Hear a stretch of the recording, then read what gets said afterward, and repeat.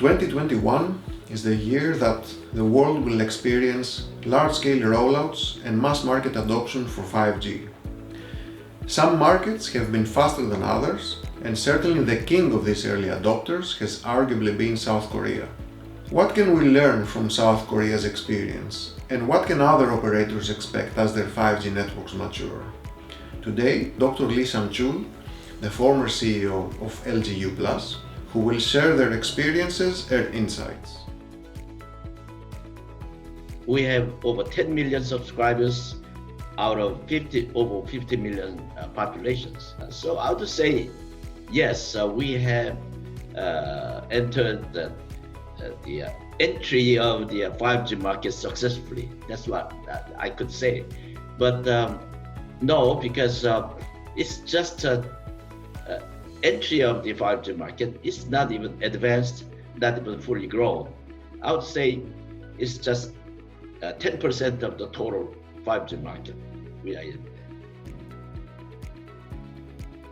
As you know, consumers are using AR and VR and new services like that. It's a totally new experience. 5G is beginning to provide a new experience, new benefits, but not yet. It is fully grown, as I said. And especially industries, they begin to realize that they could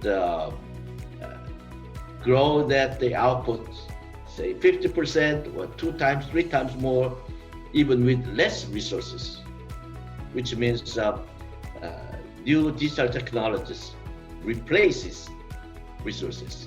They begin to realize that through means of not just 5G, but edge computing, AI, and IoTs, and cloud, and big data, and things like that. So it is just blooming now, and industries, they begin to realize that this is just a start, and something new and better and bigger things are coming with less resources. They will just realize it, and they just go into that, and within 3 to 5 years, B2B area is much bigger than B2C area. Telecom business is different from manufacturing business. Once you invest, then the return comes very slowly for a couple of years.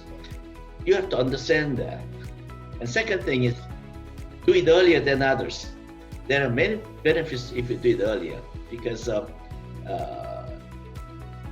wherever it is, you have early adapters. About 5 to 7% of the whole users are early adapters. And they come in anyway, And when you start earlier, then you get that first fruit, first benefit.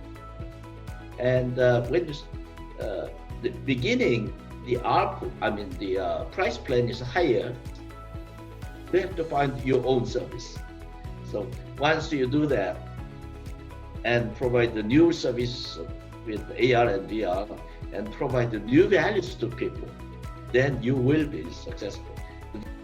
But the value of 5G is even more advanced there, because if you use edge computing, AI, and IoT, and cloud, and big data, all along, I would say 5G is not network anymore. 5G is a big system that will provide you the real-time value to the right people.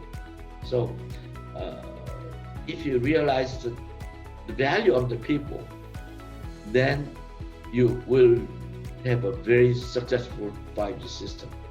This discussion has been fascinating and eye-opening for many reasons. First of all, Dr. Lee Sang-chul shared that indeed 5G has allowed LGU+ to increase the average revenue per user while ensuring a more consistent and better user experience for its users. There is an increase in average traffic consumed between 5G and 4G, and of course an ARPU increase. But most importantly, measurements and discussions and experience from the real world show us that 5G can become much more than a connectivity layer. It can become a platform that can be considered by partners for development. For example, cloud gaming stories that were shared. And this perhaps is the most important finding from South Korea. 5G can be positioned as an enterprise and new consumer app enabler rather than merely a fatter pipe, like Dr. Lee said, a 4G plus. And this is perhaps what other operators should take from this presentation, that a 5G network that's properly planned and deployed can become a platform for third parties.